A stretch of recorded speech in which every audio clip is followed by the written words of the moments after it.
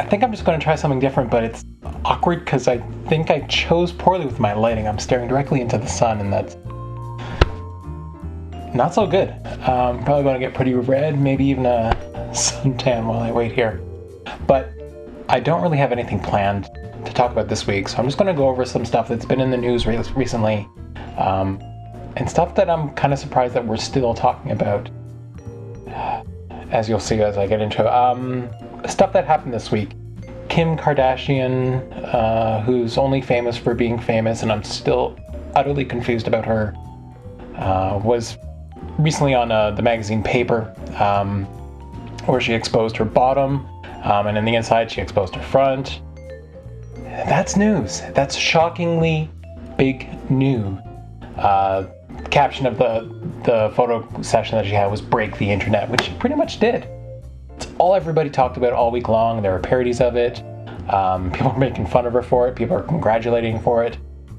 I still don't get it. I still don't know why Kim Kardashian and the whole Kardashian thing is even a thing. What also happened this week, which should have been much bigger news, was the fact that scientists were able to launch a satellite 10 years ago and now just have that land on a moving comet going through our solar system.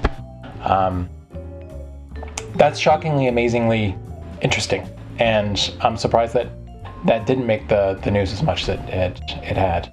We're now also coming up at, I think, the 3-month anniversary of the shooting of Mike Brown in Ferguson, Michigan.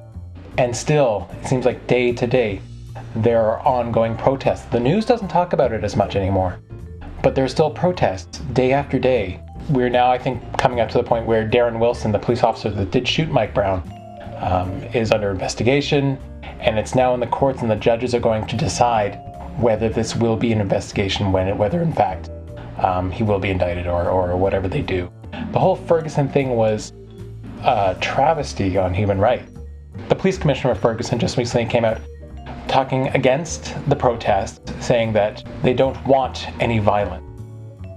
And that's exactly what the people of Ferguson have been fighting for. And when it comes to their reaction to Darren Wilson, they don't want him murdered. They don't want him executed. They just want him brought to justice. So it's confusing, and I don't know why things are still like this.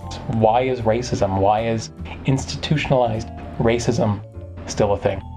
Another topic that has been building over the months and months is ISIS taking over most of the Middle East, Syria and Turkey and so forth, and still an ongoing terrorist threat. France has sent in some airstrikes, the US has sent in some airstrikes, and I'm still, to be honest, I'm politically ignorant about all this. I don't know the situation, I don't know the background, I don't know what they're fighting against. I just know it's essentially genocide, and I still don't know why we haven't been able to stop it.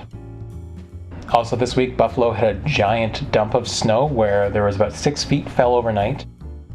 Some people were actually trapped in their houses. Most people were unable to leave their communities. Despite that, we're having lovely temperate weather here in Vancouver, where we've had a couple big storms come through and a lot of rain at points here and there. There was obviously the flooding in North Van not too long ago. But I'm looking at the sun day to day right now, and it's amazing and shockingly different than what we would normally have. I just realized that I've got that security sticker on our window is now just a shadow on my face. Maybe if I try this.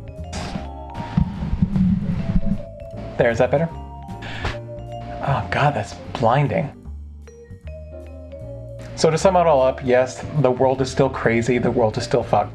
I don't know how to solve it, I don't know what's wrong with it, so it's just more of me complaining. Living the life of an old curmudgeon already.